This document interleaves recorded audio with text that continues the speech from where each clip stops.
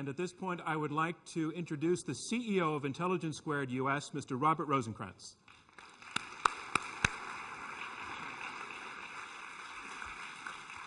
Well, thank you all very much for being here. This is certainly a very timely event as the nation considers what to do about sending additional troops to Afghanistan and defining our strategy there. When we framed this debate, and it's my job tonight to explain why we chose it as a topic,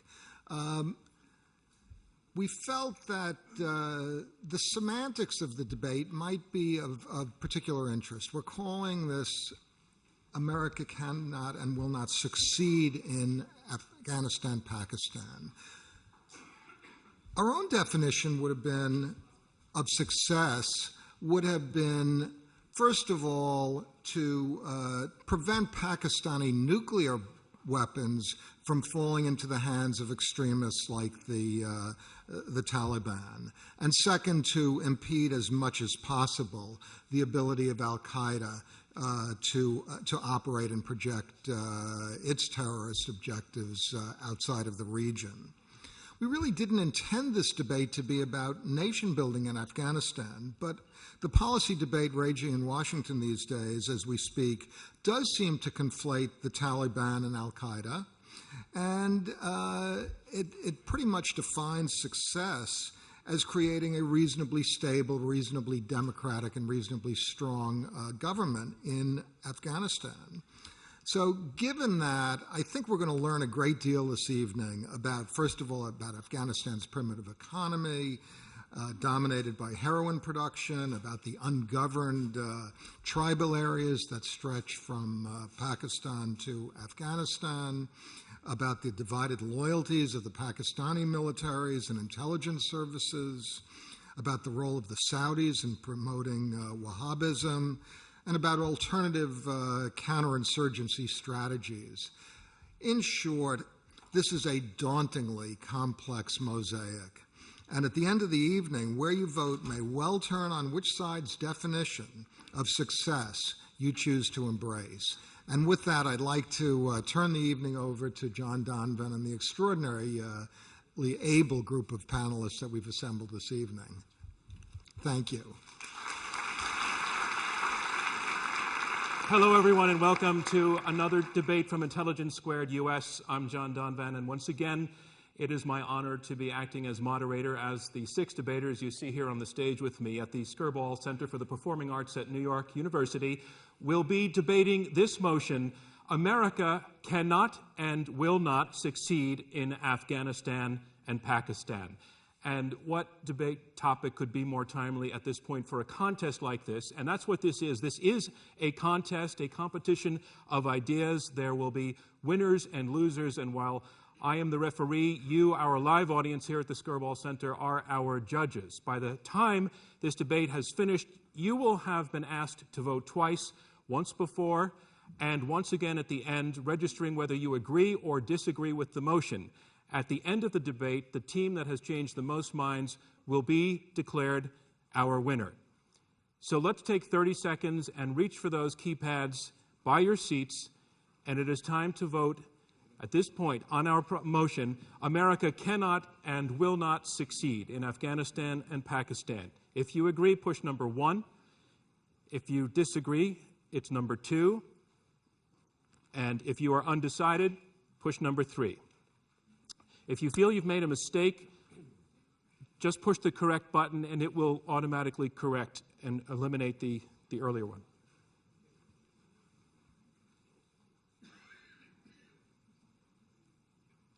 All right. And so to the debate.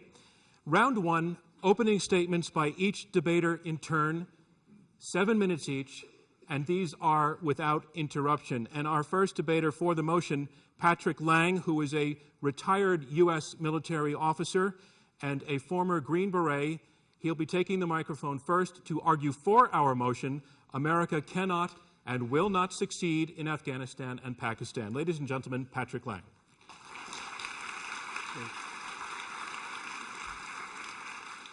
Well, ladies and gentlemen, it's a great pleasure to be here with you. This is a fascinating topic at this particular moment in American history. And I would have thought maybe that people were tired of it by now, but I can see that that is obviously not the case. Now, as the chairman said, in fact, I don't think you can decide that question other than in the context of whether or not you're going to succeed, other than in the context of what American policy is and what the stated foreign policy of the President of the United States is with regard to this question. I had the fortune or misfortune to go to any number of Army service schools. One of them was the Army War College, where they taught me a lot about the strategy of planning itself. You start with the mission, national purpose, then you have a policy, and then you derive a strategy from that. Then you implement that strategy. That's how it works. Now, last March, I listened carefully when President Obama announced that our policy in Afghanistan was to disrupt, destroy, and disorganize our enemies, our specific enemies who are a danger to the United States. That's a nice, clear policy. It's not too hard to understand that. And to that end, General Stanley McChrystal was put in command out there and sent out to make what is called a commander's estimate of the situation, which he did with a lot of help from various people for several months, and it is now, as you know, the object of great contention in the Washington world. And the problem with his estimate, I think, that is causing so much trouble is that it is normal in an estimate of that kind for a commander to propose several options to his superior, among which the boss can choose. To present only one option, in this case, the option of a large-scale counterinsurgency campaign across all of the really hostile parts of Afghanistan in the context of their ruined, if ever alive, economy and their obviously rather feeble political system is a daunting task. Now, but somehow it has become what we would call an implied task for General McChrystal that the pacification of large parts of Afghanistan and the most hostile places are in fact a necessary thing. And for that reason, he has opted for counterinsurgency. Now, I am happy to see so many members of my generation out here in the audience. They're all usually too many young people for my taste. But I started in the counterinsurgency business, in the Church of the Counterinsurgents, really, in 1964, if you can believe that, when the Army sent me down to Fort Bragg to study this subject with intensity and at the feet of the most learned French and British exponents of this theory of warfare, which had been created as a result of the experience of the former colonial powers after World War II in fighting against the wars of national liberation, as they were called then. Yeah, the communists had gotten involved in a lot of these wars, so we were against all this as well. So we studied up on this in a big way. And one of the most interesting of the guys who taught from the stage there was a great scholar named Bernard Fall. Bernard Fall. Some of you undoubtedly know who that is. And I remember watching him. Of course, I had no real idea who he was at the time, but I remember him watching him right on a blackboard on the stage. Counterinsurgency equals political reform plus economic development plus counter-guerrilla operations. Counterinsurgency equals political reform plus economic development plus counter-guerrilla operations. And that's really all of it right there. That's all of it in a nutshell. And it is in that context that when you look at Afghanistan, this huge place at the size of Texas with 35 million people of very disparate origins, many of them speaking languages that are not mutually intelligible, and who don't like each other, a lot of them, very much. In fact, you can see that this is a very difficult thing to do. We tried applying this theory of warfare, counterinsurgency, across the world in the 1960s and 70s and 80s, and I did it myself in South America, in East Africa, and Southwest Asia, and all kinds of places, and of course Vietnam. How could I forget that? And we found that in places where the task wasn't too big, the country wasn't too big, or the problems weren't manageable in one way or another, or people weren't thoroughly converted to some ideology that demanded revolution, that you could do this. By enough good works and suppression of guerrillas, you could turn this around. And I could name places if we had time. In places that were really big and where none of those conditions applied, we you could struggle like the devil, but you wouldn't get very far, you know.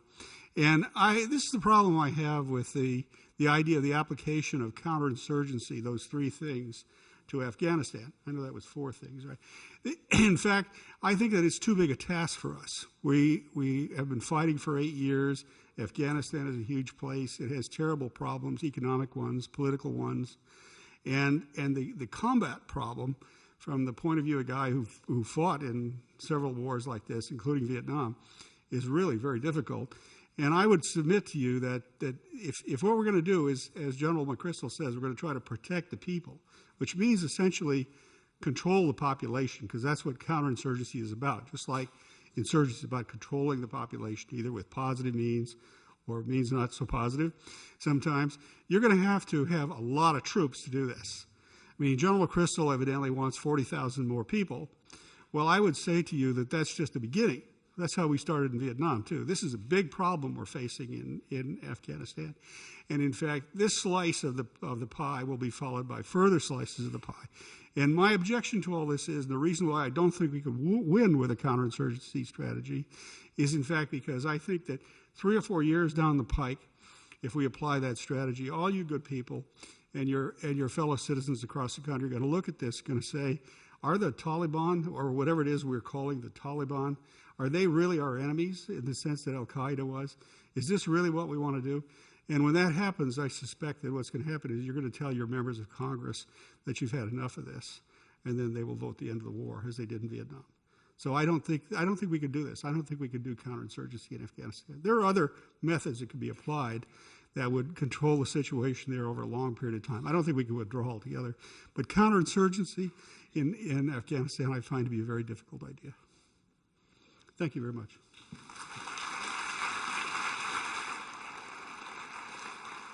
And now the counterpunch. Steve Coll is CEO of the New America Foundation, and his book, which I'll bet a lot of people in this hall have read, Ghost Armies, is the winner of a Pulitzer Prize, arguing against the motion that America cannot and will not succeed in Afghanistan and Pakistan. Steve Coll. Thank you. Thank you all very much. Thanks for coming out. I'm very pleased to share the stage with my friend and colleague Steve Clemons, give you a little taste of hallway life at New America Foundation. I notice a few of my friends and many of his friends, but I'm trying to suppress my concern that this is going to turn out like an Afghan election. So the question before us is whether the United States can or will succeed in Afghanistan and Pakistan, and I thought the chairman said it well. This is obviously an elastic question that depends on your definition of success. So let me offer my own. That U.S. policy contributes to the persistence of an Afghan government that is not forcibly ruled by the Taliban, and a Pakistan that does not completely fail as a state or fall into the hands of Islamic extremists. Well, by that definition, which captures the bare minimum of U.S. interests at issue in the war, I think the answer is obvious. You can construct such a policy. Whether or not we will is another question that I'm sure we'll talk about, but we certainly can. Now, there are two basic reasons. One is that there is still time to define our goals more modestly and allocate our resources more realistically.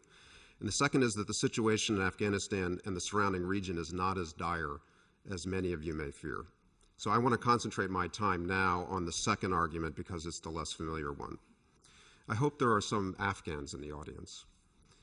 They can tell you better than I that we as Americans diminish ourselves when we talk about Afghanistan, as we too often do, as a primitive land of savage tribes that has been at war for centuries. Afghanistan between the late 18th century and 1979 was a coherent and mainly peaceful independent state.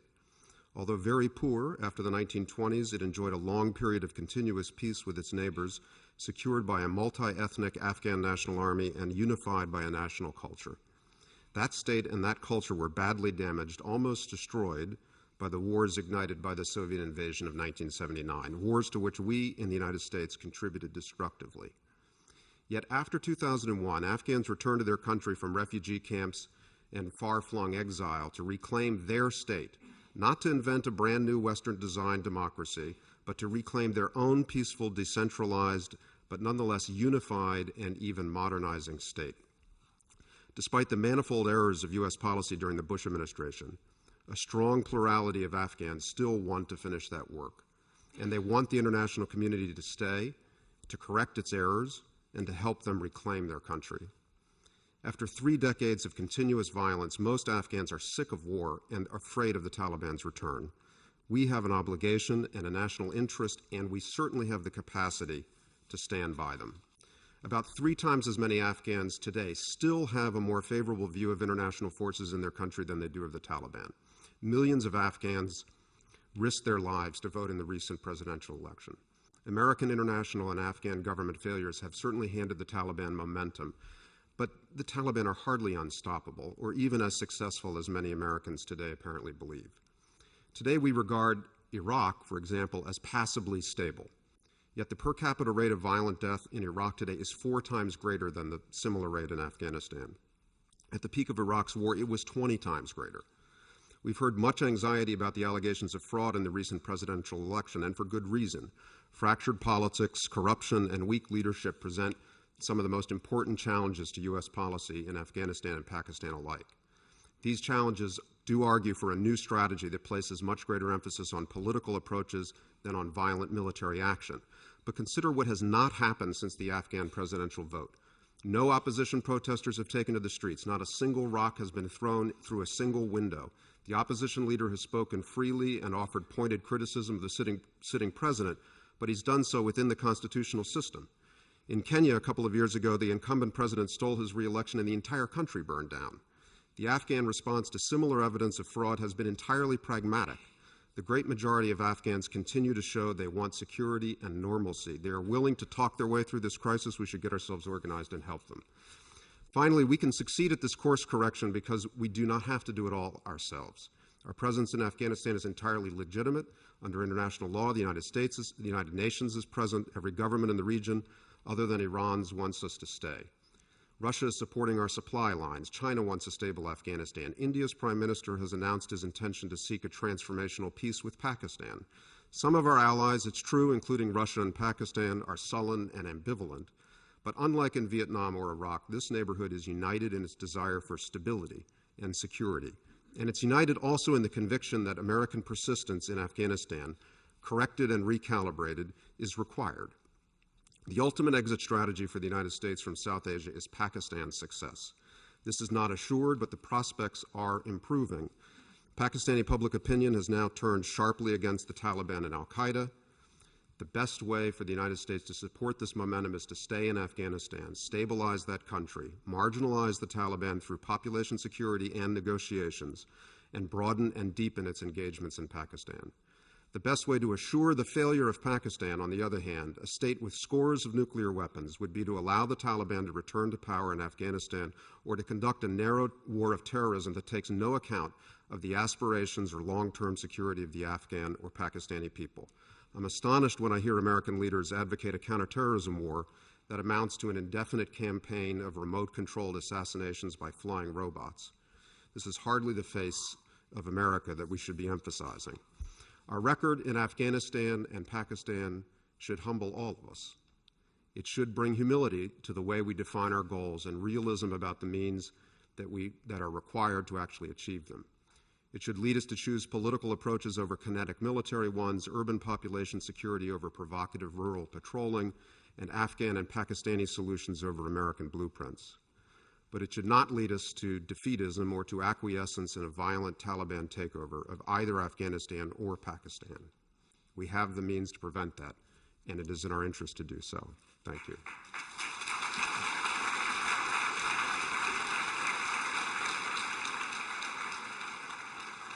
Thank you, Steve Coll. And our next debater, Steve Clemons, also works at the New America Foundation, so this is the first time we've had a debater debating with his boss. And we'll see how that goes. Steve Clemons is also the publisher of the political blog, The Washington Note, and he is arguing for the motion, America cannot and will not succeed in Afghanistan and Pakistan. Ladies and gentlemen, Steve Clemons.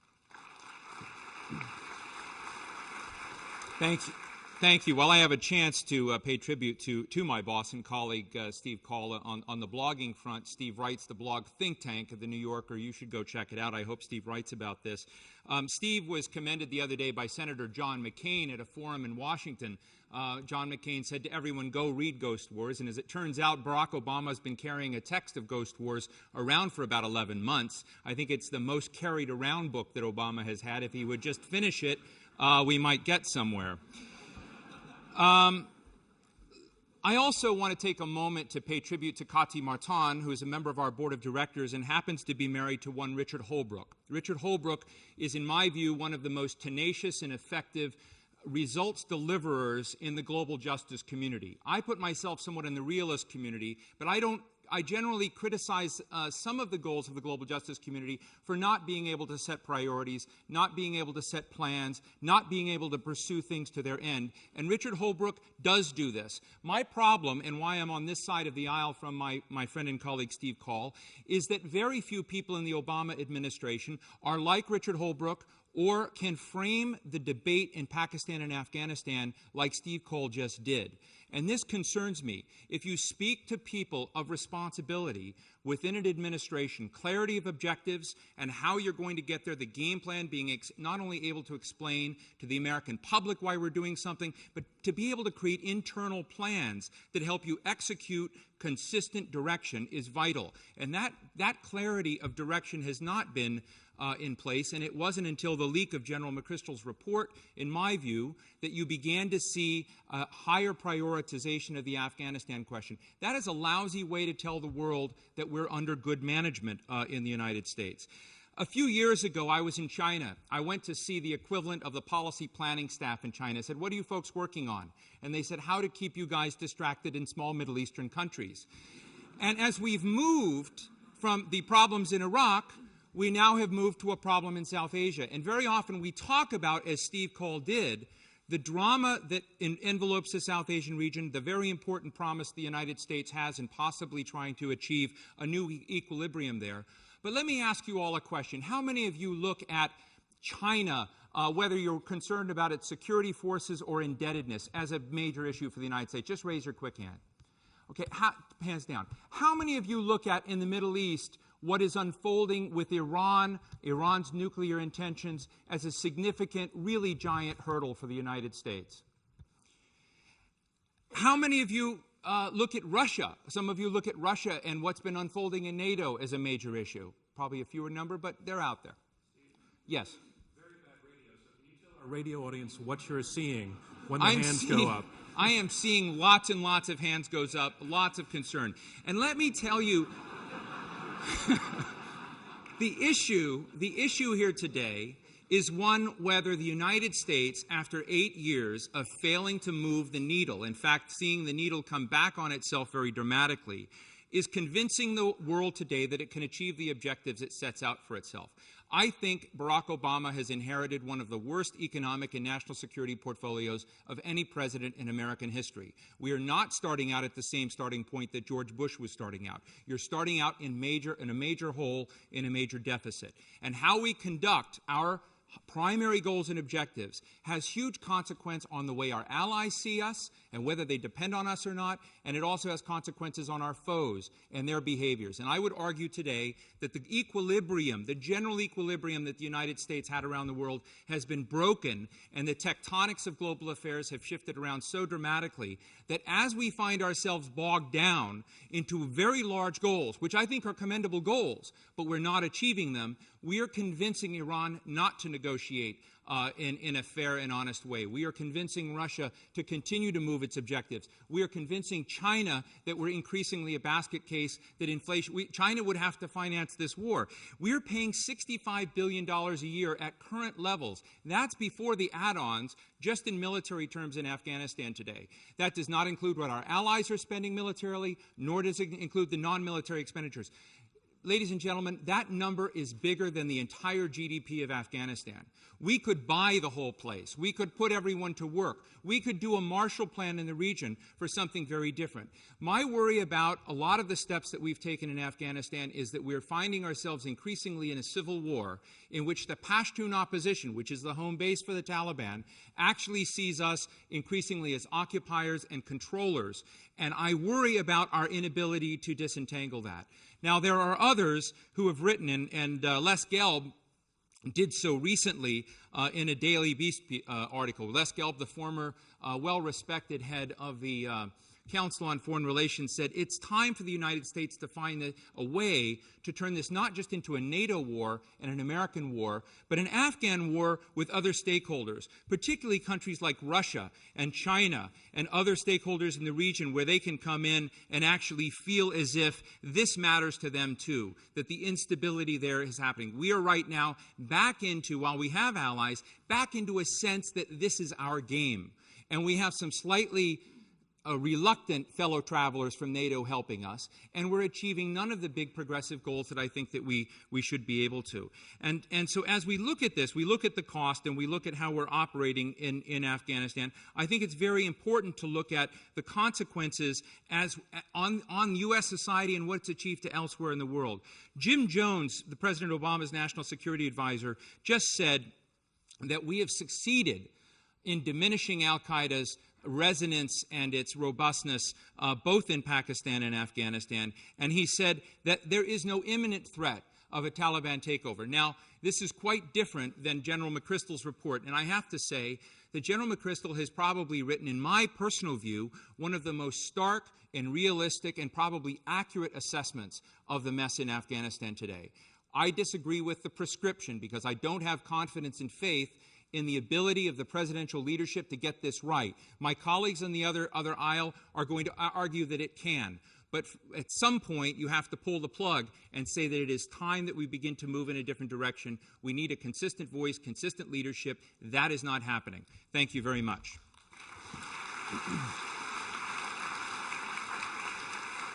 So a reminder of where we are. We're halfway through the opening round of this Intelligence U.S. Squared debate. I'm John Donvan. We have 6 debaters, 2 teams of 3 who are debating this motion: America cannot and will not succeed in Afghanistan and Pakistan.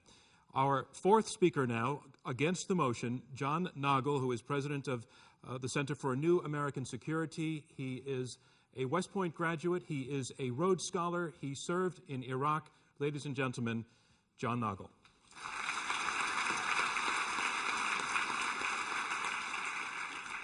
Thank you. It's a great pleasure to be here tonight to argue about a subject that I think should concern us all. And I'm very pleased that the American people are so closely engaged in this discussion that concerns the safety of the country, the safety of all of us, as well as the fates of many of my friends, and I'm sure many of your sons and daughters and friends as well. So it is well worth the time to invest in thinking hard about these questions and what it is we're trying to accomplish in Afghanistan and Pakistan.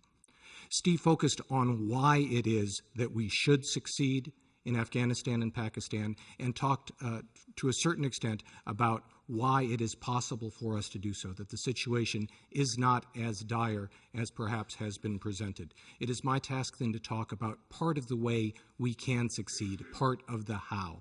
And I'd like to start off, if I can, by pointing out that there has been an acceptance so far in this debate of what it is we're trying to accomplish, of what success means. And success has been defined as a pretty minimal standard. In Afghanistan and a Pakistan that are not ruled by terrorists, a Pakistan that still has security over its nuclear arsenal. I would contend that if we cannot as a nation achieve that success, if it is impossible for the United States to ensure that Pakistan retains control of its nuclear weapons from terrorists, that is a very, very dire situation. And that's why we have invested so much as a nation to date, and why I believe we need to invest even more, because the stakes are so very high. The consequences of failure are potentially so catastrophic. That's the bad news. The good news is that we can, in fact, succeed in this endeavor. And this book tells us how. This is the Counterinsurgency Field Manual written under the direction of General Petraeus and General Jim Mattis. For those of you who didn't bring it along, I'm not going to read the whole thing, but to quote from Chapter 5. The way to conduct a counterinsurgency campaign is to do a number of different things, to do them all well, to coordinate them together. Our opponents say that it is impossible for the United States to help our friends and our allies do this. I would disagree. I would say that it is enormously difficult, but that we have a learning Army, a learning State Department. We have adapted and we have developed the capability to do this reasonably well. We have a number of extraordinarily talented people continuing to try to help our Afghan partners, and they do it by conducting combat operations against our enemies. This is a component of counterinsurgency. This is the counterterrorism part, killing or capturing identified enemies of the government of Pakistan, the government of Afghanistan, and that happens, and that will continue to happen, and we are, in fact, getting far better at that. Training and equipping host nation security forces is an essential part of a lasting counterinsurgency strategy, and it is essential for us not to have to conduct counterterrorism forever. So if you want at some point the United States to be able to depart from Afghanistan, then you have to support raising and training Afghan security forces who in time will be able to secure their country on their own, something we have not done very well to date. We have to provide essential services to the population: water, electricity, most of all, security. We have to provide them with good governance, something that we have not helped with as much as we should. We have to provide them with good economic development and an opportunity to have their sons and their daughters earn a decent living so that they cannot be attracted away by the insurgents. Many of the insurgents I fought against in Iraq in 2003 and 2004, many of the Taliban insurgents today are economic insurgents. That is, there is no other way for them to feed their families than to take money from the Taliban in order to conduct attacks against us, against the governments of Pakistan and Afghanistan. So for a very few dollars, well invested, we can peel away the less committed parts of the insurgency, and we can provide them with an economic opportunity. We were able to do this in Al Anbar late in Iraq. The process started early but really came to fruition in late 2006, early 2007, and large numbers of the insurgents turned away from fighting against us and started fighting on our side against al-Qaeda. We've done this before. The same people who made that process happen, who inspired that process in Iraq, are working now to do it in Afghanistan. So you can peel away insurgents and reduce the number of people you're fighting, gain additional support for your effort. So we have done this successfully in the past. It is not easy by any means, but we have a track record. It is also important to note that Pakistan is now succeeding in its efforts. In March, the Pakistani government decided, because of extraordinary American pressure, to fight against the insurgents who had taken the Swat River Valley, just 60 miles from the capital of Pakistan. And in a not very sophisticated but very effective counterinsurgency strategy, they cleared the Taliban out of the Swat River Valley, and the people of the Swat River are now returning home. Pakistan is about to do the same thing in South Waziristan. They are conducting an effective counterinsurgency campaign to relieve the danger to their government and to make their weapons and their country more safe. The most important thing we can do to help them in this effort is to continue to conduct counterinsurgency on our side of the Durand Line in Afghanistan. It will be enormously difficult for us to encourage Pakistan to continue conducting its counterinsurgency campaign if we decide not to do so in Afghanistan. And the implications of that decision are enormously important. The single most important step we have to take to build a secure Afghanistan and a secure region is to raise and train an Afghan army that is sufficiently sized and sufficiently well equipped to secure Afghanistan on its own. In my last job on active duty in the Army, I worked with Afghan soldiers. I trained Afghan soldiers. These are people who are willing to fight for their country. They are disappointed that we have not provided the resources to get enough of them to fight for their country in order to enable us to begin to depart. putting more effort into that is the single most important step, I believe, to helping America succeed in Afghanistan and Pakistan. Thank you.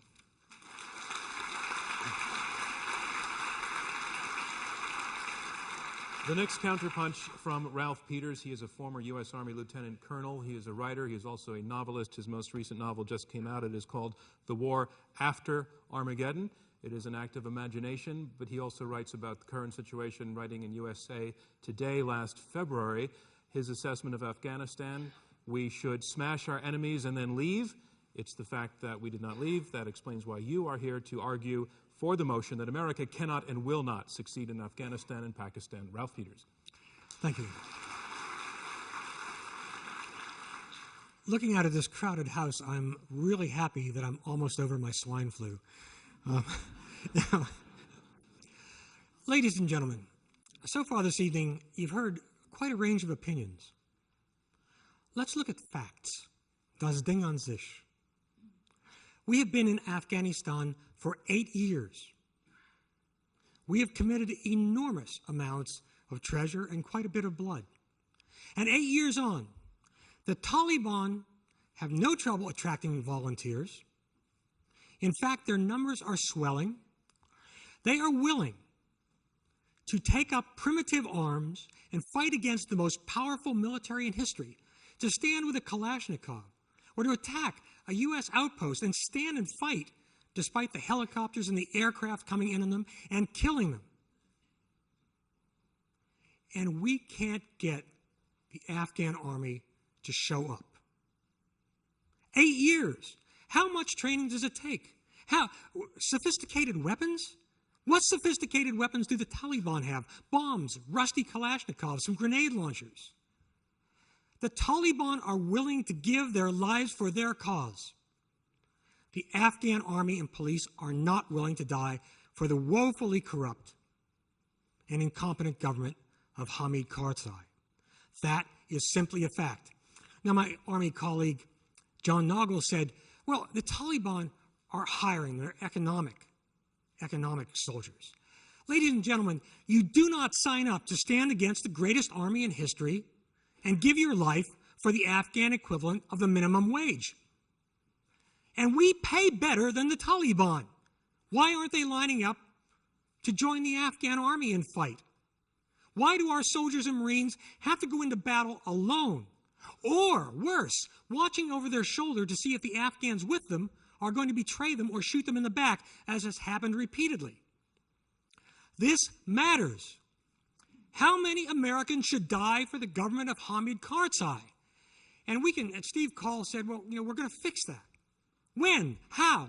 8 years. Ladies and gentlemen, we have the power to stay and the wealth to stay in Afghanistan forever.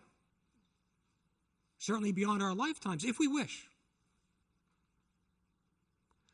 But strategy is about asking what we get out of it. And is it doable? Strategy isn't about what's nice to do. It would be nice to turn Afghanistan into Vermont.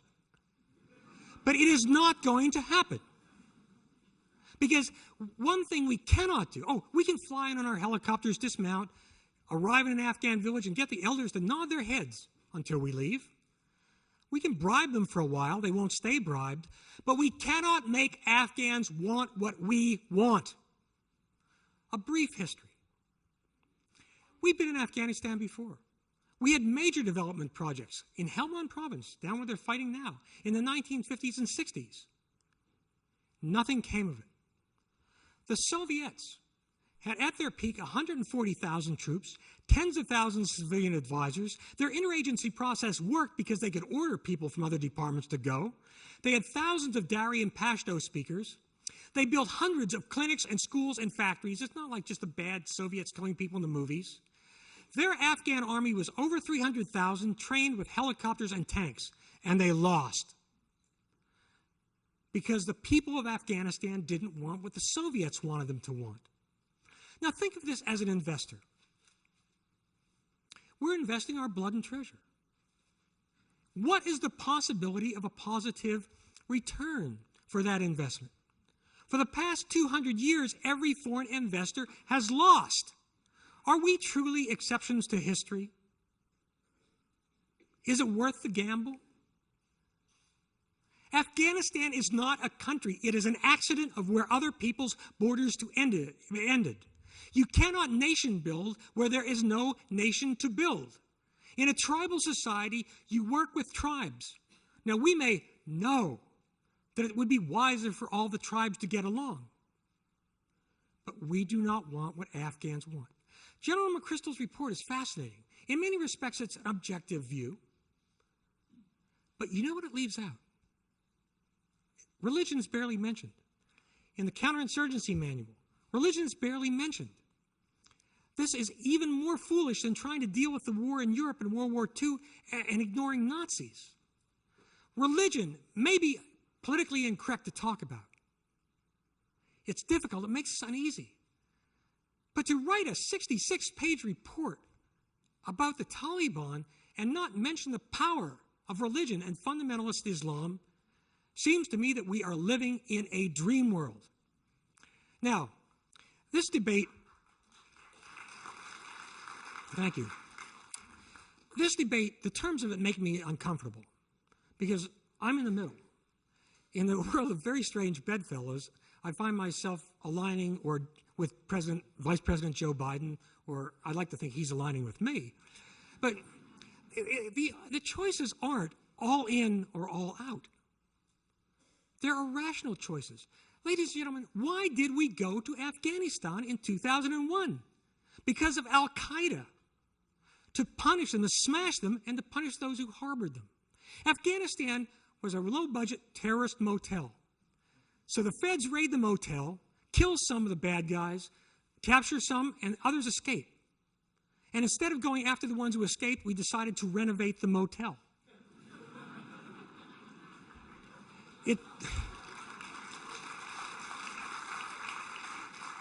Now, I will just close by saying I believe there is still a purpose in maintaining a compact, lethal force focused on destroying our enemies, helping Pakistan to the extent Pakistan deserves the help, but not allowing ourselves to be blackmailed by the Pakistanis, as we have allowed ourselves to do.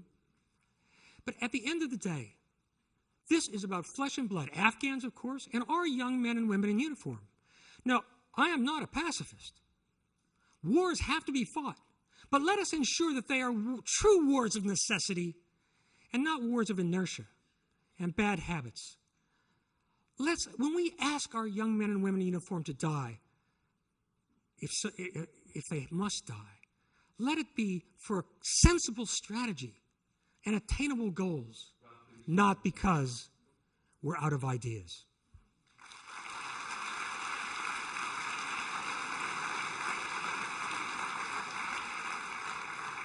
Our final opening statement from James Shinn. He is a former Assistant Secretary of Defense for Asia, and immediately after this debate, he is actually boarding a plane for Afghanistan, so we're delighted, James, that you were able to stop off here first. I give you James Shinn.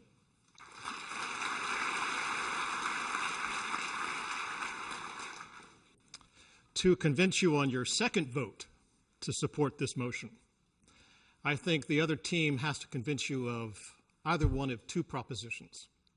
The first is that we don't have any serious interests in Afghanistan and Pakistan, and therefore we should walk away. Or they have to convince you that we do have interests in Afghanistan and Pakistan, but they're too costly to achieve, and therefore we should walk away. Although I just heard a new one from Steve Clemons who says, well, we may have interests, they may be costly, but we can achieve them, but we should walk away perhaps because the president can't make up his mind. I think that Steve and John together have made a very persuasive case for the interests that we have in Afghanistan and in Pakistan. That these interests are not just America's interests, but these are shared by our allies. And that we have the capacity, through the intelligent application of counterinsurgency doctrine, to achieve those. If they listen very closely to Ralph Peters' argument, the smash them and leave argument, I believe, and to still vote for this proposition requires you to go through a kind of a contortion known as remote control counterterrorism. Remote control counterterrorism. That's where presumably you track and you deter al-Qaeda from offshore, maybe with precision munitions, maybe from satellites, maybe like that. I think that's a fundamentally flawed proposition, I would submit to you. And it's flawed for a couple of reasons, so let me share those with you. With some realistic talk about how you actually have to deal with al-Qaeda. Counterterrorism operations require two things. It requires intelligence, and it requires the ability to offensively strike against them. You need to know where they are, what they're up to, and you need to be able to strike at them. There are only two sources of intelligence if you're tracking al-Qaeda folks up in the borderlands between Afghanistan and Pakistan. And I've spent a good deal of the last 2 years in those two countries. One is by signals intelligence, where you try and track where they are by their cell phone. Even as texting New Yorkers have found out that cell phones can be dangerous to your health, the al-Qaeda guys have gradually stopped revealing themselves by the same notion, which leaves you, really, relying upon human intelligence, spies, in other words. We don't have a lot of spies on the border areas between Pakistan and Afghanistan. The intelligence that we get about al-Qaeda and their fellow travelers comes from the intelligence networks run by the Afghans and the networks run by the Pakistanis. If we walked away, why on earth would they share that intelligence with us? Let's assume for the moment that you did have the intelligence about where a cell was, who were planning another attack in New York or in the London subway. How do you strike at them? Right now, the way we do it is with UAV Predators. They have a flight range of about 400 miles. It's 600 miles from Waziristan to the Indian Ocean, which leaves you the option, maybe like the Clinton administration did in 1998, of launching a cruise missile at them, but in the hours that it takes to target and launch a cruise missile, the target's probably gone, and worse, since it's not accurate, you have a lot of collateral damage, a lot of dead civilians, and the cycle continues.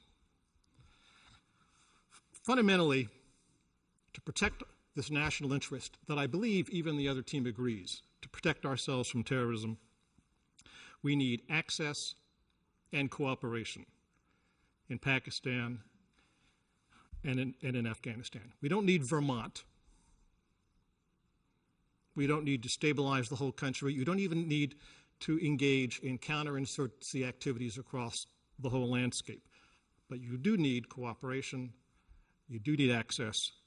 And this is about as stark a statement of national interest that I can think of. Thank you.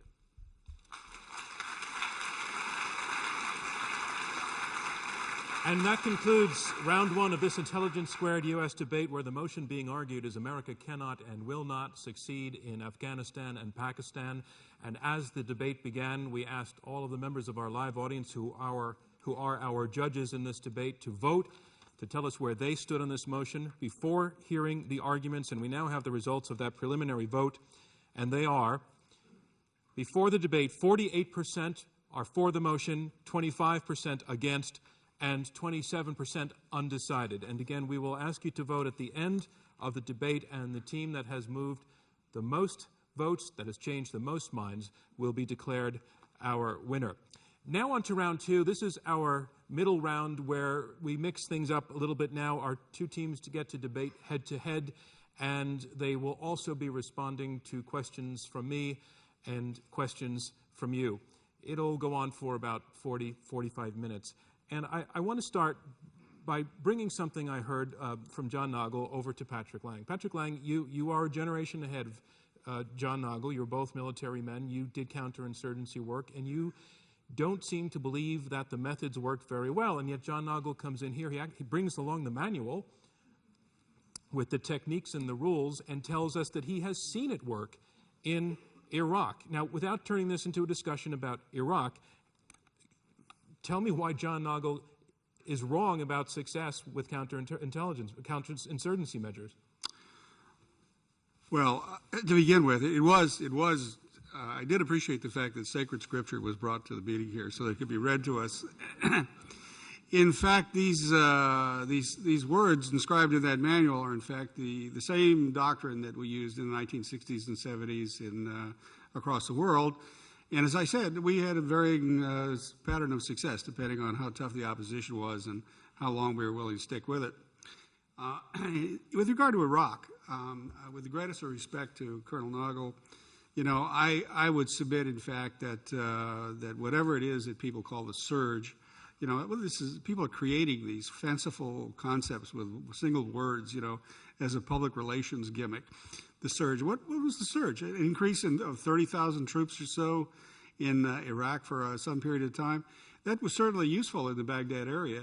In the context of Iraqi neighborhoods that had been largely cleansed ethically, or at least sectarian way, and then a lot of walls were built to separate these people. That worked very well, indeed.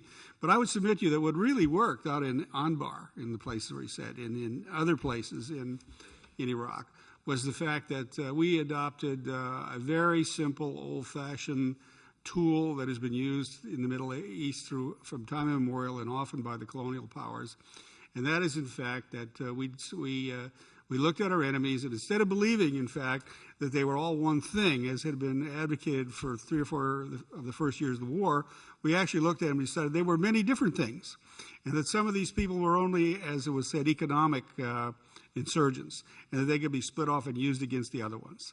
And that had a devastating effect once it was put into effect against. And why would that not work again in Afghanistan, Patrick? No, it would work. That would work very well. Would work. Yeah, I actually think that I'm not in favor of withdrawing from Afghanistan. No. But what I'm not in favor of doing is trying to Vermontize large parts of Afghanistan. I think that doesn't suit. Did you say Vermontize? I just created that word. Yes. Yeah. It's a cheese thing. It's a cheese thing. Or a maple syrup thing. One or the other. But to John's point, why would that not work? I did say it would work. Yeah. It would work. So, Patrick, you would agree that America can succeed in Afghanistan? No. It depends on what you mean by succeed. If you look at, in fact, what President Obama said was his purpose in Afghanistan in March, that was, in fact, to disrupt and disorganize our enemies, not the enemies of the Karzai government or some other group of political luminaries there, but our enemies, in fact. You can do that in exactly the same way it was done in Iraq, because there are lots and lots of available, rentable Afghans out there. And a lot of them do not belong to the Taliban Confederation. Some of the ones who do belong to the Taliban Confederation can be split off. So we can use these techniques. We can use these techniques to achieve success in Afghanistan and Pakistan, prevent the Taliban and Al-Qaeda from controlling those countries. I don't really care who controls most of Afghanistan. What I'm interested in doing is disrupting the people who might use Afghanistan as a base for planning offensive operations against the United States. We have to stop thinking about improving the lot of the average Afghan and start thinking about protecting these people here and nothing else, in fact. And do you believe it's possible to do that? Well, you may believe that it's possible for us over a sustained period of time to spend vast amounts of money, have a couple 100,000 troops in Afghanistan, and maintain and empower a government like Karzai's power. But I'm telling you that what will happen here is that these folks will make a rational decision in several years if you do that, and they'll tell their members of Congress, let's knock this stuff off. Steve Coll. That's not actually what I think we're all talking about. I mean, when I listen to Ralph and you talk about sort of minimal goals and different means and a middle way, and this is not, neither of you is arguing for withdrawal. No, I'm not. So you're talking about nuances of transition strategy. What you're really talking about is a plan, whether or not it is worth attempting to hold on to the Afghan state long enough to allow the Afghan National Army to take the lead in the security of that state. Correct? I mean, or whether or not it's... Steve, for God's sakes, 8 years, when is the Afghan army going to show up? Well, the Afghan army... How many more years? How many more years to build a new Afghan army that works? Let him answer the question. Let me take that if I can. So, this is John NAGL. Yeah, this is sort of what I do. Ralph, I took great exception to your statement that the Afghans are not fighting and dying, because the Afghans currently lose, just the Afghan police, more than 100 are being killed every month by the Taliban. So these guys are showing up for the fight. And it is enormously disrespectful to say that they are not. It is enormously disrespectful to say that our European allies, who are also fighting and dying, more Canadians proportionately have fallen in Afghanistan than Americans. So there are a lot of people working to make this go. First, John, the Afghan police are dying because they're hiding in their police posts and the Taliban are surrounding them and killing them. Our soldiers and Marines go out on patrol, and I talk to these guys. They are afraid of the Afghans betraying them, of shooting them in the back. It's happened again and again. They can't get the Afghan army to fight except for a few commando units. Let's bring there's a point at which you've got to give Steve Clemons. A colleague of mine and Steve Coll's, Peter Bergen, who would no doubt be arguing on the other side of the panel, made an interesting point the other day in that the tragic death of these, I believe, 10 troops that were killed in an external outpost, that a similar thing had been done in the past, and there were hundreds of pages of review documents by the U.S. military done to sort of prevent exactly what happened, that there were supposed to be pre-positioning of equipment and a concern that this not replay. This gets at the issue I've been getting at, is regardless of the merit of what you would like to try and achieve, the costs of the collective failure of the counterinsurgency approach, of the months that had been under the Obama, the Obama administration came in a period where the concern for upgrading of the forces at that time was linked to the spring offensive. Then there was the increase of 21,000 troops to make Afghanistan safe for voters, and we needed to get through the August 30th elections. And then we see dire predictions of the meltdown of Afghanistan again. We see a constant tick up, but no real serious competence in either generating a consistency of what objectives were at. Whoever you talk to in the administration, if it's DOD one day, state another, USID in another, they're not on the same page. And then we have the tragic death of these soldiers in something where the military had studied and not deployed the reforms it said it needed to do. It's a mess. Let's bring in James Shinn, who's already said he doesn't really like your argument that the administration isn't managing this thing. Well, as a former member of the Bush administration, I will allow you to take on the Obama guys as much as you like. I would take on the Bush administration as well. They had 7 years of this.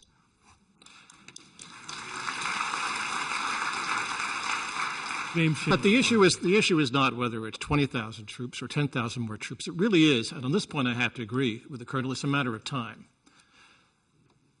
You're a student of counterinsurgency. How long did it take to succeed in Malaysia? The British, you mean? The British. Yeah, it was a long time. And this is an interesting place, too, because 12 years, and they did prevail, right? They did prevail, but you know better perfectly well that this was an occasion in which the number of communist terrorists, as they call them, was quite small. They were confined to a particular despised ethnic minority, and the conditions were all there. All you had to do was hold on long enough and keep after them, and you were going to get them. But as I said before, this is a small-scale problem. Afghanistan is not a small-scale problem in terms of applying a general counterinsurgency strategy to this place, because it involves economic development, political reform, and counter-guerrilla operations. And those are all very complex things, and it's going to be very expensive over a long period of time. Well, it is big and it is complex, and it will take time. But the risk here, I think, is that the counterinsurgency clock moves at a slower pace than the political clock. The real question is, do we have the foresight or the strategy, if you want to use Steve Clemons' phrase, the strategic vision to actually stay the course long enough so you achieve the objectives, or whether you simply sacrifice your interest and walk away? Yeah, this is democracy, right? I mean, at least we think it is anyway. And in fact, what's going to happen here is, if you remember the history of the late Great War in Indochina 40 years ago, after the application of a great deal of counterinsurgency effort in the last 2 or 3 years of the war, and in fact, and the Christmas bombing up in North Vietnam, there was an armistice that lasted for 2 years. You were there during that period, in fact. And in fact, did not a thing happen until the people of the United States, over some hiccup in world events then, told their members of Congress that they wanted a law passed to prevent this happening again. And the Congress passed a law that said that not under any circumstances would the United States ever assist South Vietnam again. The other side, understandably, understood that as a signal. right? So a year or so later, or 6 months or whatever it was, they took their 8 splendid divisions and they took a provincial capital, and that was the end. Everything fell apart. Now, why wouldn't something like that happen again? John NAGL. So the question is not whether the United States can succeed in counterinsurgency. The question is whether we have sufficient national interests to necessitate that we bear the burden over the number of years that will be required No, to the do question so. is, can the U.S. succeed in counterinsurgency? John, in that manual you love to wave around, you did what bad academics do. You took a couple examples that supported your thesis and ignored 3,000 years of history. There is nothing in that manual about religious motivation and religious war. And I will just tell you, we're very comfortable in this auditorium tonight. It's easy to have this intellectual debate. But it's really, to an extent, a moot point because the Army and Marines are out of troops. They are tired. They are worn. This isn't an abstract issue. In order to send 40,000 more troops to Afghanistan on what I believe is a fool's errand, based upon history, we would have to send some troops directly from Iraq to Afghanistan. Now, we've been at this for 8 years. We've had some great successes in targeting al-Qaeda and smashing them. That makes sense in terms of our security. But teaching better dental hygiene to Afghan villagers does not persuade the Arab terrorists in al-Qaeda to stop attacking America and America's interests. So, John, no, I do not agree that we can succeed in counterinsurgency. We are not necessarily better than the Brits, who had tried it for over 100 years, or even the Soviets. I need to see the proof that we can succeed before we send more of our troops to die for your theory. Ralph, with great respect, none of the troops are dying for my theory. They are dying to keep Americans safe. They are dying to keep the Karzai government in power. They are fighting for the legitimate government of Afghanistan. We don't yet know what government. Legitimate government of Afghanistan? We don't yet know which government legitimate that to is. who? All right. I need to separate this because I want to bring in Steve Clemons. I mean, I hope that binary debates are always complicated, but I hope we can, stay away from sloganeering. I'm not there. The other day, General David Petraeus said that one of his concerns was that people would think that what happened in Iraq would be easily moved, that he thinks all the time about the tyranny of the mind, that one would get stuck in one framework that might not approach the other. So General Petraeus actually raised many of the same questions that we are about the applicability of the counterintelligence. But let's take your manual for a minute. Your manual, as you know, and I've learned a lot about it from you, argues for a force deployment which is staggering. But more important of that staggering force deployment, it argues that of the resources deployed, 80% of those should be civilian, 20% should be military. And I have to tell you that everything we see percolating out of the military analysis is calling for 99.999% military approach to this. That only animates Pashtun tribalism, Pashtun concern over occupation. It animates and it has built a blob which we're increasingly calling the Taliban. We're not able to diffuse that, and we're not able to get the convertibility. I've talked to very... Steve, you obviously haven't read General McChrystal's assessment, because he says right in there that it's as much politics and economics than it is military. I have read... He acknowledges that it's not a kinetic exercise. The resource allocations that he's calling... Go ahead. Well, I've read the whole thing. He talks so much about the need for good governance in Afghanistan and about the woeful deficiencies of the present setup, which is based really on traditional norms of government in Afghanistan and throughout the region, in fact. Then after a while you begin to wonder if he thinks, in fact, that Karzai is in fact reformable or will have to be removed and replaced with somebody else. All right. I want to, at this point, go to the audience for some questions. And we have people around the hall with microphones.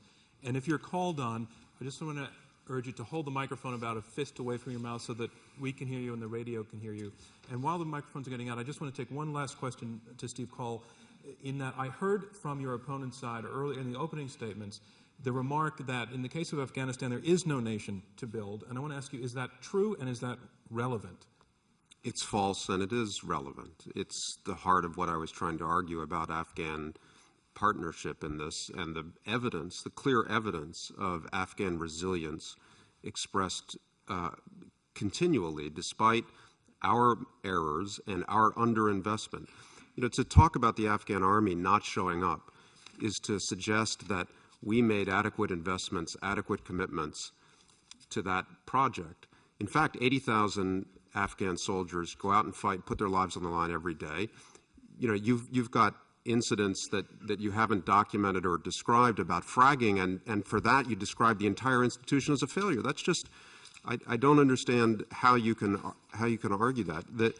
The President Obama ran for office signaling that this is what he intended to do. He argued that the Bush administration had taken American resources, attention, and potential and invested it mistakenly in Iraq, and that he was going to right that balance by turning back to finish what the Bush administration failed to complete in Afghanistan. He's been in office for less than a year, and how you reach a comprehensive judgment about his potential and performance at the same time that you believe that the preservation of the constitutional Afghan state is an American national interest. You're arguing we should stay. You're not arguing we should go. So I think this is we're basically arguing for the same state, and we've gotten off into a sidebar about rural counterinsurgency tactics and so forth. I'd like to say, Patrick, I'm going to go to some audience questions. Now, remember my rules about questions. I need them to have question marks at the end. We really want them to be questions, and we would like them to be as close as possible to relevant to our topic tonight. Ma'am? My name is Michelle Steinberg. I'm from Washington, D.C., with the IR News Service. First to Mr. NAGL and Coll, I have two-part question. One, at a recent counterinsurgency conference at the National Press Club and also at the Kerry Committee, I think it was Mr. Biddle, they were talking about figures of 400,000 or 600,000 troops to carry out this counterinsurgency. On closer examination, it was a large part of those would be Afghanistan soldiers, but that is enormous, and we need a comment for this audience about that. Secondly, Mr. Coll, what you defined as success, I am rather stunned about.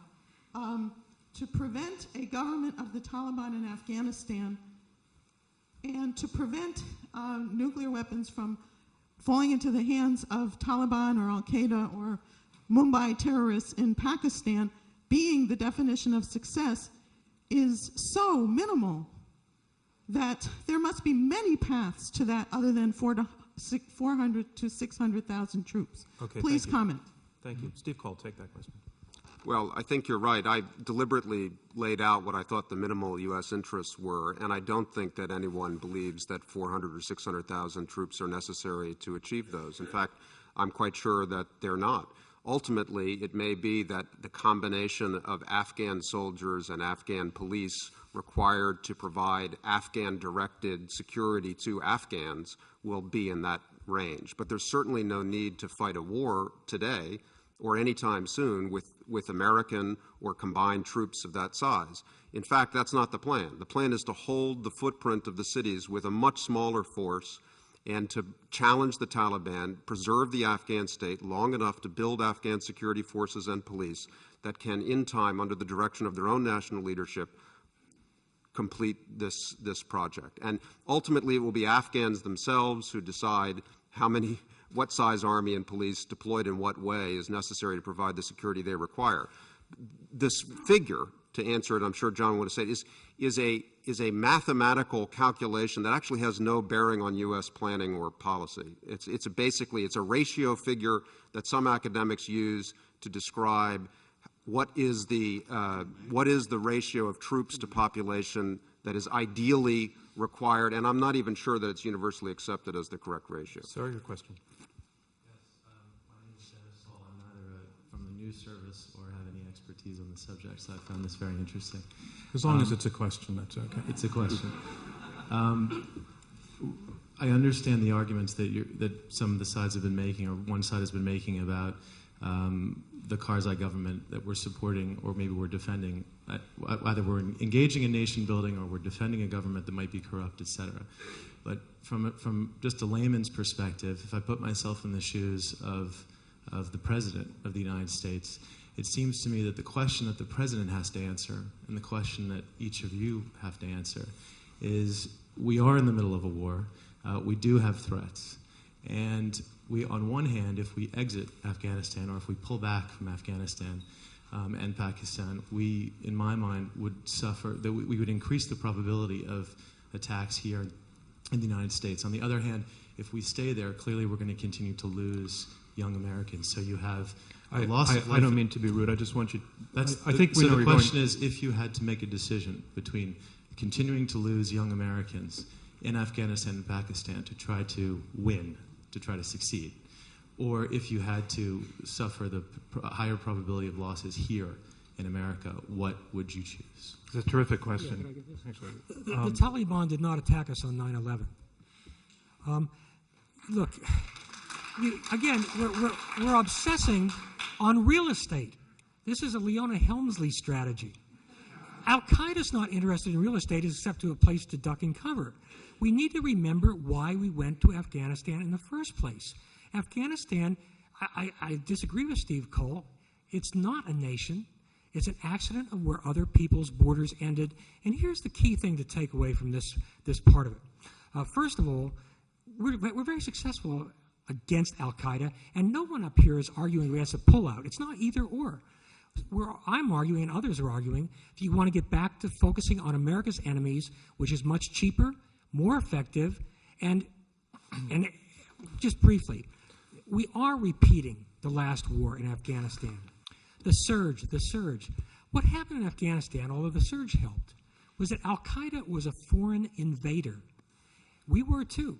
But Al-Qaeda was so monstrous that they alienated millions of Muslims. And when the Sunni Muslims decided that Al-Qaeda was a much more horrible and threatening foreign invader than we were, the game was won.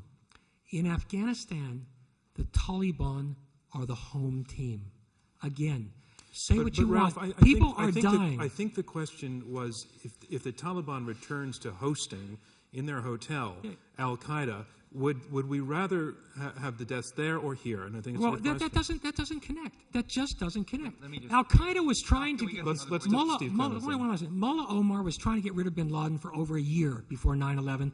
Osama bin Laden wouldn't go. There's a lot of bad blood. Don't assume that the Taliban equals Al-Qaeda.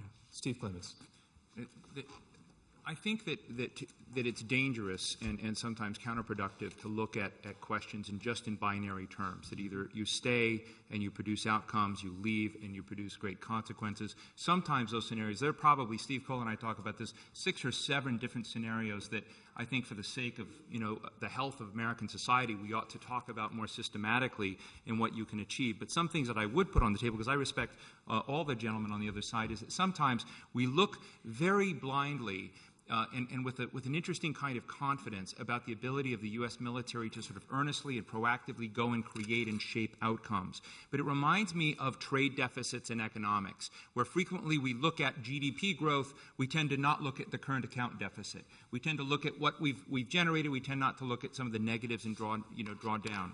And what I fear is that there's a blind spot in a lot of this discussion about the downside consequences of the size of the military footprint in places that are very, very hostile to the narrative of colonization, of colonialism, control, and that we don't think about other ways to achieve some of the goals we might want to do. And so the question is efficacy and actually getting efficacious outcomes. What I said about Richard Holbrooke, I was in a briefing with Richard Holbrooke too often. I can't talk about the substance of it other than I can talk about he's doing some absolutely fascinating things in a whole broad variety of areas. But one of the areas in agriculture, moving a lot of the poppy growers into other areas. You can sort of look at transparent, tangible results, changing the sort of lives and direction. But Steve, what do you want to do, though, Steve? Let me just finish.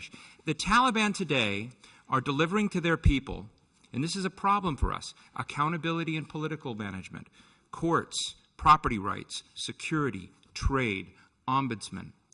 They are miserable on human rights. You would never want to be a woman living in those areas, and I think that it would be a nightmarish life on other fronts. But in terms of the priorities people have, they're there. I talked to a Dubai businessman the other day who was telling me... I want to bring Jim in. Yeah, well... So what do you want to do, Steve? I mean, I appreciate your encomiums for Richard Holbrooke. I used to work for Richard Holbrooke at the State Department, and I have observed him in action.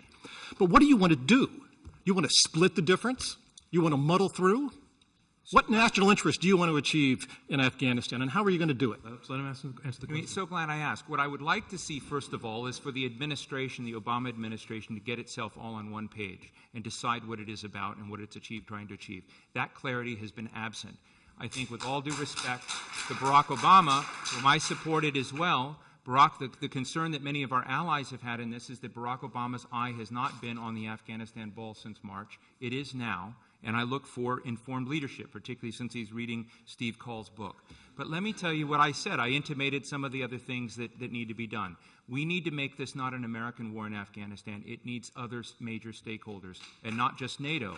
If they don't there are 41 countries engaged in this fight with us. This is a George W. Bush line, but China's not there, Russia's not there. There is not the broad stakeholders that I think this is matter. The broadest it's coalition symbolic in history. partnership, but when it comes to the substantive pushing the needle on what's going on, I don't want to denigrate anyone else's role. It is not enough. Again, this is not about sloganeering. It's not about that. I'm trying to make an assessment that the kind of weight that you need, consequential weight, to basically try and create an equilibrium there remains absent. There are 41 countries involved in the effort to prevent al-Qaeda from returning to Afghanistan and to help the Afghan people build a better life.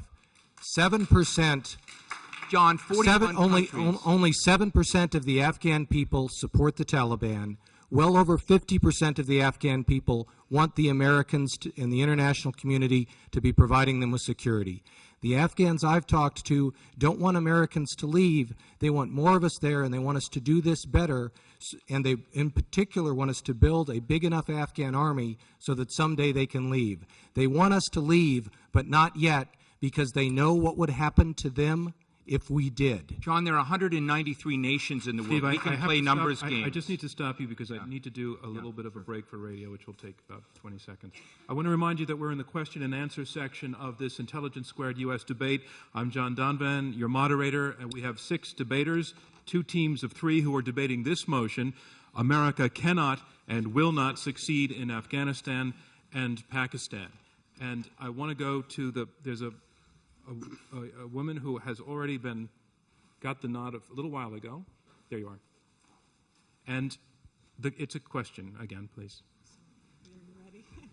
Yes, it's a question. My name is Tricia DiGennaro. I'm an adjunct professor here in the Global Affairs Department.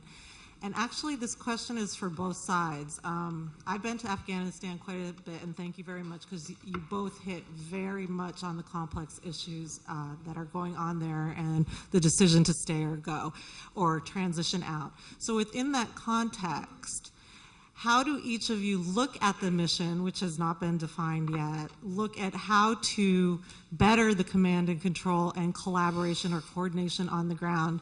And either if we transition out or stay there, we are going to need a better civilian service team there, and that we're lacking. So I'd like you all to talk about that. Can you take that first? Well, we've all read the McChrystal report, but we don't really know the answer to that very important question. I have my own idea. I think actually the other panelists have some ideas that are probably not as wildly far away as some of our tones suggest, since none of them wants to turn around and leave either. Certainly, the notion of supporting the constitutional Afghan state by allowing it to build its own security forces more successfully than we've done so far, and by supporting the efforts that are already underway through the United Nations, NATO, and others to bring to keep the educational system that's been built in Afghanistan. I don't know what the numbers are, but tens of thousands of girls and women are in school today in universities. You don't have to go very far in Afghanistan to run into them and to be inspired. And the idea that this is irrelevant to our presence in Afghanistan or to our security just strikes me as self-deceiving. Patrick. But can I just answer her question, because she asked a very specific question about American civilian capacity. It's a problem. Hillary Clinton has come into the State Department and beaten every drum that I think she knows how to find to get the American civilian partnership that is called for in common sense as well as in counterinsurgency doctrine better present in Afghanistan. And I think she's going slower than she wants, but everyone who's involved says within a year there really is an opportunity to to improve performance? I hope so, because it is a critical question. I'm glad you asked it. If I could just say... I want to bring Patrick Lang in. We haven't heard from him in a while. Yep. I think there's considerable room for agreement here. I mean, I agree with Steve Coll's idea that it would be a good idea to withdraw to the footprint of the major towns. But to try to improve the countryside across Afghanistan is, I think, a visionary idea, as I've expressed before. But within those enclaves, which contain a large part of the population, you can do all these things that people want to do that are good and worthy projects, such as the education of women and the improvement of daily life, all that kind of stuff. But in fact, someone said earlier that you can't go after the bad people unless you've got good and sufficient human intelligence, and that you won't be able to do that if they think you're not going to pacify the country. Well, I'm sorry, I don't believe that's true. I was in the business of running human intelligence for the Defense Department for a long time. And in fact, the way that you recruit spies is with a variety of inducements, often based on their peculiar psychology, each and every person, and it's a question of kind of applied psychology in the field. So the fact that you couldn't acquire people, if you had a number of bases around in Afghanistan, you couldn't acquire people that you could use to penetrate enemy formations and then have enough troops on the ground, not the huge force of troops, but some troops augmented by the Afghan National Army, and using a lot of these tribal guys who don't like the radicalism of the Taliban, the Wahhabi-inspired, absolutely kind of Islam that they don't like. You can go after enough of our enemies to disrupt them and keep them at bay without having to having to try to take this whole country over and to transform it into something that will be altogether different. As I'll say again, I just think that's too big a task for us at this time. Question down in the second row. So. Hello, my name is Zach Clemons, and I'm a student at NYU. And we were actually discussing this issue in class today a little bit. And I wanted to ask a little bit more about your end game strategy for, we've defined success in the most minimalist terms possible. In a survey of 127 different countries during the Cold War period, it shows that democracy and stability tends to decrease 20 to 25% post-intervention by a superpower. After we leave eventually, what institutions are we actually leaving behind to prevent similar instability that we saw for the past 50 years? And then in that same vein, to what extent is the war on terror in general a relic of the Cold War, and is it necessary today for American security? Okay, Zach, I'm going to not use your second question because it's really not to our point, although it's an interesting one. We'll put into a future debate, perhaps. But your first question, what institutions may be left behind? I'd like to go. I assume you are putting that to the question that's arguing that we can succeed, and any member of that panel can step forward. John NAGL. Yep. The McChrystal report advocates the creation of a very large and strong Afghan army in order to enable an American departure, leaving behind a stable Afghanistan that does not support terror and that does not drag down the region, putting further burdens on Pakistan and the other neighbors. That Afghan army of some 250,000, which is roughly 3 times the Afghan army today, is something we know how to build. This is not something we've worked to build to date. The Afghan army undersized, only 80,000, about twice the size of the New York City police force. New York City is a tough town, but Afghanistan is tougher and a whole heck of a lot bigger. So until we start, and by the way, right now, today as we speak, we are only providing 50% of the advisors to the Afghan National Army that we say are required. We're fixing that now. This is another one of the 4,000 additional troops President Obama sent back in March are just arriving in country now, the 4th Brigade of the 82nd Airborne.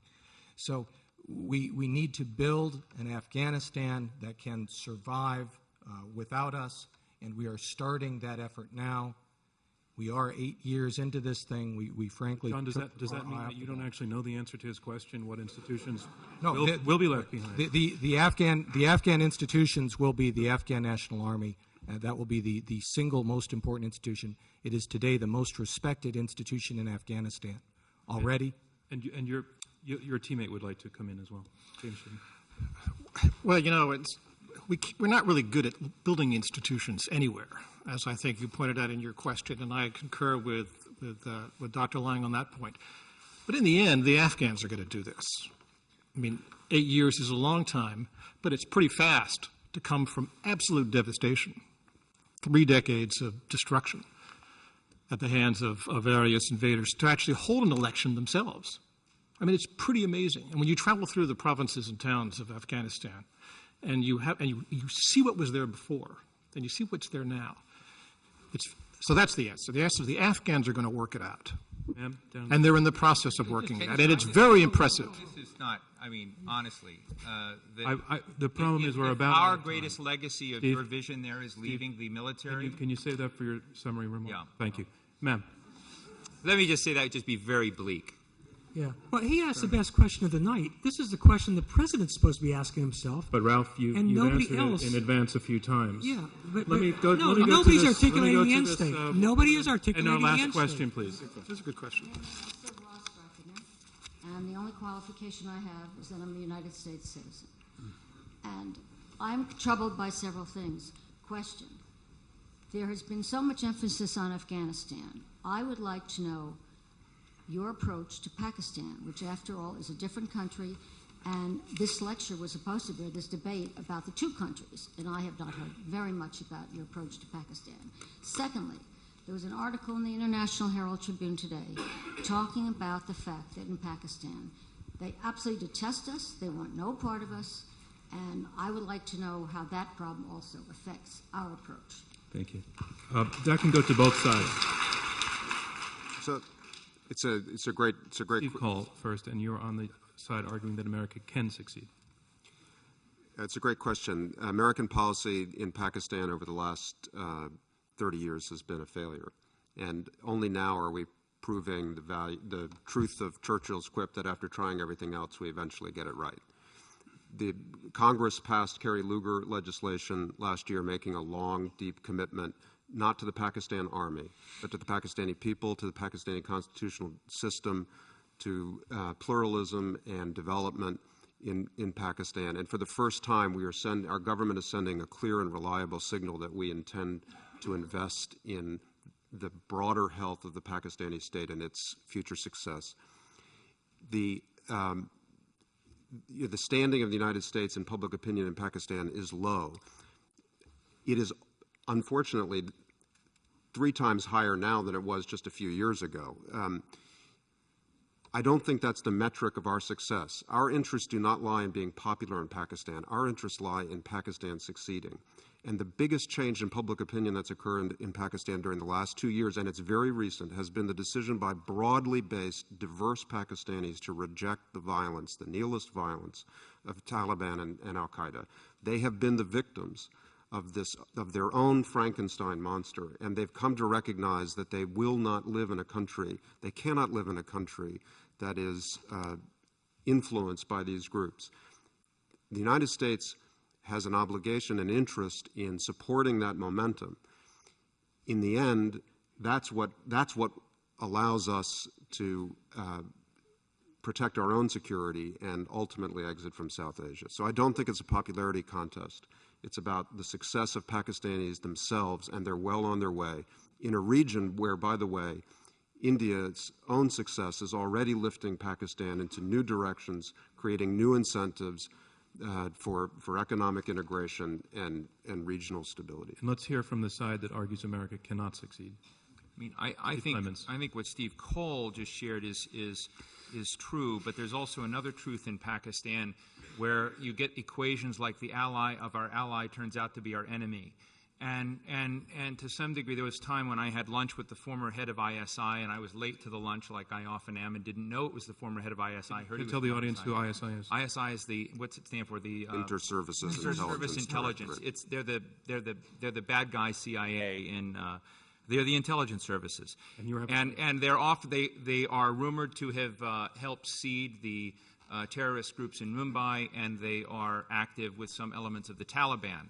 And I asked this general, I said, does President Musharraf control the ISI? And this General Durrani told me that President Musharraf has a lot to gain by acting like he doesn't. And in that kind of world, it's, as Steve Coll knows better than anyone else, you have a problem where we're not always quite sure where the security apparatus of that state is. And that regardless, and I agree completely, that something interesting has been achieved in Pakistan, so let them have it. Let them become their own barriers to Islamic jihadism and the most extreme elements of their societies. I think if you're fair with Pakistan society, they've done a fairly good job of keeping the minority extreme parties, Islamist parties have been kept a minority in their political system. Let that continue to percolate. I don't think it's quite as vulnerable at even the point where we were worried before the SWAT offensive. So to a certain degree that's there, but I also worry about the fact that the ISI may be taking us for a ride again, where we don't quite know when they're going to push buttons that actually destabilize the situation. I think Steve is right to say we have an opportunity to maybe get a deal, a grand bargain. But I have some concerns about that, just given the behaviors we've seen and our own lack of contact with a whole range of managers, colonels and majors within the ISI today that maybe Pat Lang needs to go over and spend some time with. But again, I have a lot of doubts about that equation and the stability of it. The man in my ear has not spoken to me for a long time. It's apparently dead, but I'm getting a hand signal that we do have time for one more question. And and I'm getting hand signals to go there. Okay. I'm not sure. Well, I'm going to choose. Sir. That's Max. Yes. That's Max Boot. Oh, I apologize. There was a mic already there. I need to turn. We all know who he is.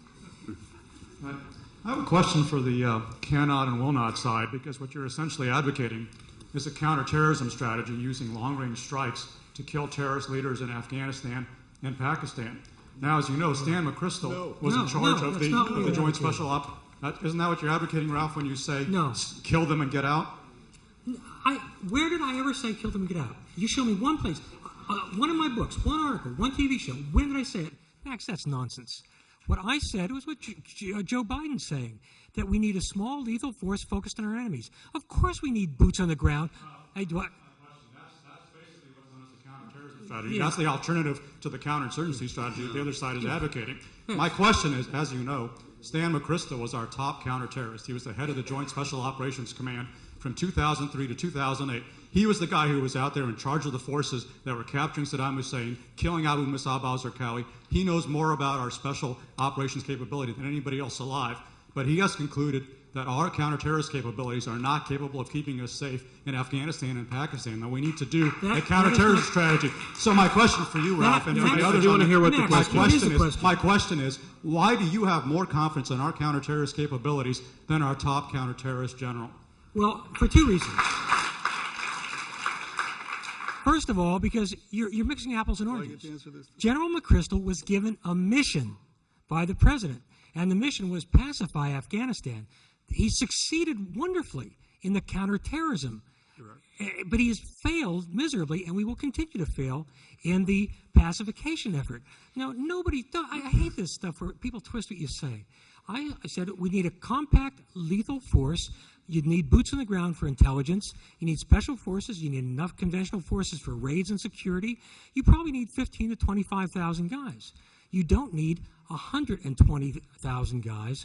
And so, again, let's be fair to each other and listen to what the other person say and not try to score points. The other answer is this.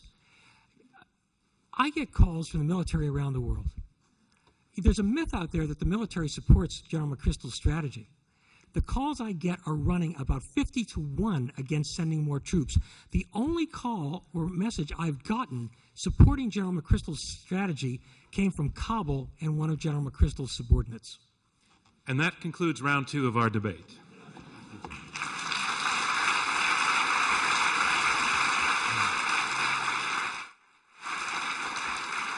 And here's where we are. We are about to hear brief closing statements from each of the debaters. They will be 2 minutes each. They will be uninterrupted, and this is their last chance to try to change your minds before we vote. And to recall, before the debate began, we asked you to vote your stance on this motion, which is America cannot and will not succeed in Afghanistan and Pakistan. Here are the results of that preliminary debate, that preliminary vote. 48% of you were for the motion, 25% of you were against, and 27% were undecided. You will be asked to vote one more time and pick the winner just a few minutes from now. But now, round 3, closing statements. And to close, first, Steve Coll, President and CEO of the New America Foundation and a staff writer at The New Yorker. He is arguing against the motion, America cannot and will not succeed in Afghanistan and Pakistan. Well, thanks. I've enjoyed the evening. And I came here not very much interested in the debate and the competition, but interested in the discourse and the moment in the country's life and the opportunity to speak freely about how I see a very complicated problem.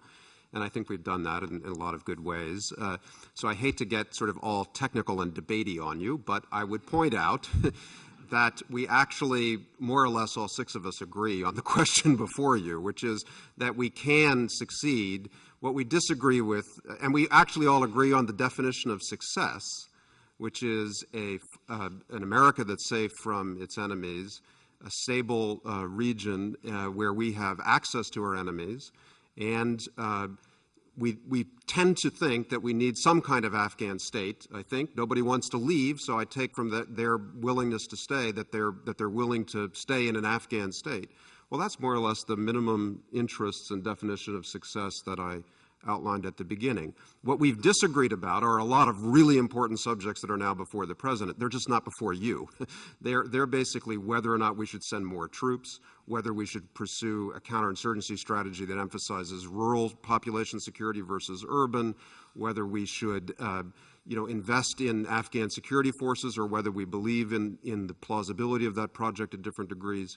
But the basic notion is that America does have vital interests in both countries, and that the failure of our efforts to stabilize this region and prevent Pakistan, for example, from falling apart, are important enough to take these risks. There are risks in every direction, and I think we've had a good conversation about where some of those risks lie. But the fundamental question, do we have a reason to be there?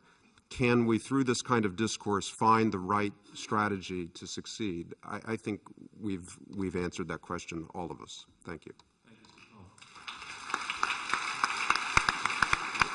Making his closing statement, Patrick Lang, retired U.S. military intelligence officer, a former Green Beret, who is arguing that America cannot and will not succeed in Afghanistan and Pakistan. Well, I think we've moved on beyond that, the question of the day here. I don't have any quarrel at all, really, with what Steve said there.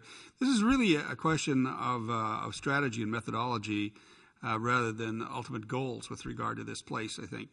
And I would point out to you that I would maintain completely that if in fact we decide to do a countryside-wide in the hot parts of Afghanistan, all the Pushtun, across the Pushtun belt and some other places as well, saying that the costs are going to go up so high in all the various ways that I've said before, that in a couple of years' time you're going to decide that there is going to be an end game, right? Because we're going to leave. That's going to be the problem. And that'll be bad in a way, because this place will continue to be a breeding ground for Islamic zealots who are in league with other Islamic zealots in other parts of the world and who are dangerous to us. So that shouldn't happen. I would propose, in fact, instead, that what we ought to do is hold the major cities, make sure that the Taliban don't have a seat in the UN again, and use these places as bases from which we can affect a strategy of in-depth human penetration of the groups we really don't like, and the use of various dissident parts of the tribal population that can be used for our purposes, and they can be used for our purposes. This is not an impossible thing to do, and have a certain number of troops on the ground that you can use for those kinds of purposes. Now, that would be a far smaller number of troops probably than we have now. Now, in that kind of strategy, it may well be that there's not going to be an end game, in fact, because this place is going to be dangerous for a long, long time. People there are not going to change very quickly, although we'll do everything we can to improve their lives. I think it may be necessary to maintain a presence in that country for a very long time in order to ensure that we can carry out the goals of protecting the American people that we need to focus on. Thank you. Thank you, Patrick Lang. Summarizing his position against the motion, John NAGL, who is president of the Center for New American Security. John NAGL. Pat has just described what to my eyes is the critical weakness of a counterterrorism strategy, which is that there is no end state, that will have to be there forever. And I believe that the American people deserve security and that the Afghan people deserve security, and that there's a way to achieve that in a reasonable period of time with a reasonable commitment of resources. I have tried the counterterrorism strategy. I have tried to practice counterinsurgency without enough boots on the ground in El Anbar province in 2004. I worked to train Iraqi police and Iraqi army, and the insurgents killed them. I worked to build better economic opportunities for the Iraqi people, and they were destroyed by the insurgents. And so, much as we would like there to be an easy way out of this, if we ever want to depart Afghanistan and have that flank secure, with al-Qaeda never again able to use Afghanistan as a safe haven for terror, then there is an investment we are going to have to make. We have made an extraordinary investment already, and it is, frankly, it is many of my friends, your sons and daughters, your friends, who are out making that investment. The best chance for a positive return on that investment, a secure and stable Afghanistan, a secure and stable Pakistan, objectives that all of us here agree are vital national interests of the United States, that should be accomplished, and that it is within the power of the United States to accomplish. It is my personal belief that the best way to accomplish them is through a properly resourced counterinsurgency strategy. That is the approach advocated by General McChrystal. It is hard, but hard is not impossible. Thank you, John NAGL. Our motion is America cannot and will not succeed in Afghanistan and Pakistan. And summarizing for the motion, Steve Clemons, publisher of the political blog The Washington Note. Steve Clemons. America will not succeed in Afghanistan and Pakistan unless it gets its act back together both on the questions of management and strategy, both of which it has failed miserably in over the last 8 years with regard to this challenge. The issue is not just Afghanistan and Pakistan. It's the bigger picture of what is going on with in the United States, rewriting to some degree America's place in the world in what I think is a historic moment of opportunity but discontinuity with the past. Barack Obama has a huge challenge. The mystique of America's superpower status was somewhat shattered by Iraq, where other nations saw our limits, our military limits, our economic limits, and our moral limits. All of that has to be reinvented. And while I've heard great arguments from our colleagues on the other side, I have not seen a general understanding that we need to begin thinking about the sort of place and mission we have 20 or 30 or 40 years out. We haven't discussed nearly enough what alternative strategies might actually generate a better human rights regime, better opportunities for women, democratic rights that we've seen failed miserably, I think, in the recent elections. Under our management, we were the stewards of that election that just unfolded in great degree, I think no matter where you look for that turned out to be quite a bad deal. And trying to restore America's place and the sense that America has leverage over important global affairs is really vital in dealing with nuclear nonproliferation, Iran, recreating some sense that we have consequence and weight. So it's not just about Afghanistan and Pakistan. Being stuck in the mud there and not coming up and just having a strategy that throws more troops at the challenge without saying how can you get to some consistent level of benchmarks that are shared within a team, both military and on the smart power side of the equation. Until that's done, I can't see in any way that sending more resources into that fixes those management mistakes. Thank you, Summarizing against the motion, James Shinn, former Assistant Secretary of Defense for Asia and National Intelligence Officer for East Asia. I think Steve Coll said it, that we seem to be converging on agreement across the room that we have vital interests and we can and will succeed in Afghanistan and Pakistan. We do disagree, I think, on the tactics, but that, again, is not the real issue here. I think, looking out ahead, that we are going to be having this debate, this national debate about the ends and means in Afghanistan and Pakistan repetitively for some period of time. But I also think the President has on his desk a fairly clear strategy by about the best people we can think to do it. And execution matters. Properly resourcing it matters, and signaling matters to the Taliban, to the Afghans, and to the Pakistanis. I think the worst thing we could do is simply split the difference, put in place some artificial metrics that we can use to hold, for example, the Pakistanis accountable, and simply allow things to drift. That would be the worst of all possible worlds. I think we can and we will succeed in Afghanistan and Pakistan. Thank you, James Shinn. And finally, to summarize for the motion, Ralph Peters, a former U.S. Army Lieutenant Colonel and author of The War After Armageddon. Ralph Peters. When generals are out of ideas, they ask for more troops. It is stunning to me how little we've talked about our troops tonight. This isn't abstract. They have to do it. Our troops are worn down. The equipment's worn down. But yet they will do anything we ask them to do. If the president asks them to stay in Afghanistan in increased numbers, by God, they'll do it. But we should ask them to do sensible things.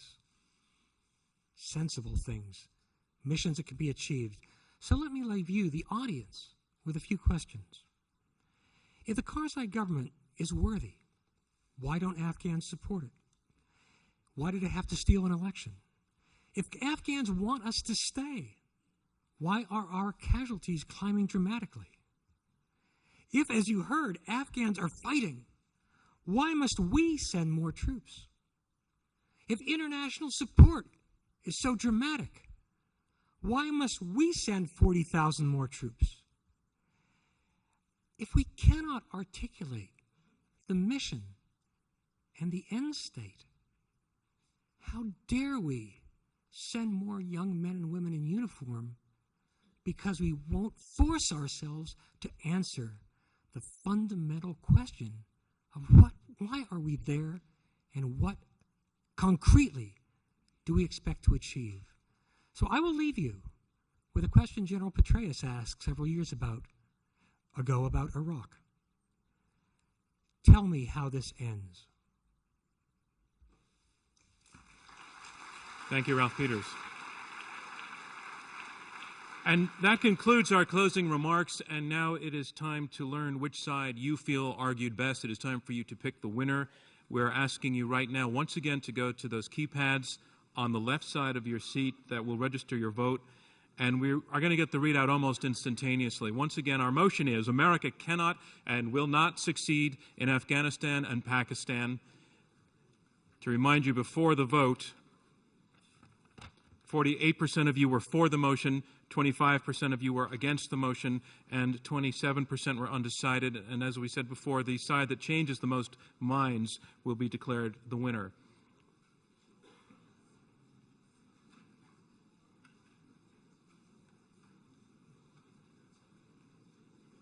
Okay, we're going to lock out the keypads, and the results will be with us in just a second.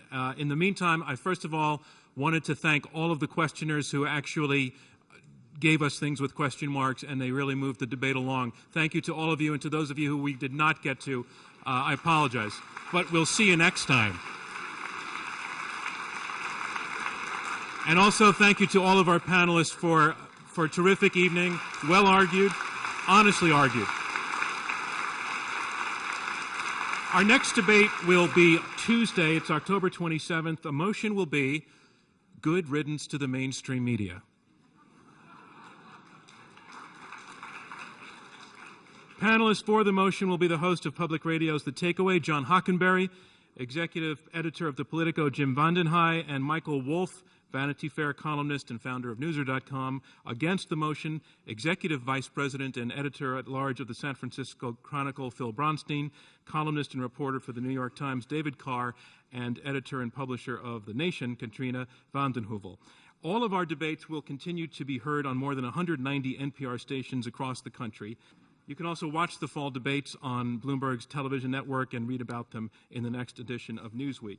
Books by tonight's panelists and DVDs of past debates are also on sale in the lobby. All right, it is now in. I have been given the results, and remember that the team that changes the most minds is declared the victor, and here it is. Before the debate, 48% were for the motion, 25% were against, 27% were undecided. After the debate, 43% are for the motion, 45% against, 12% undecided. The side against is our winner. Congratulations to them. Thank you for all of you from me, John Donvan, and from Intelligence Squared US.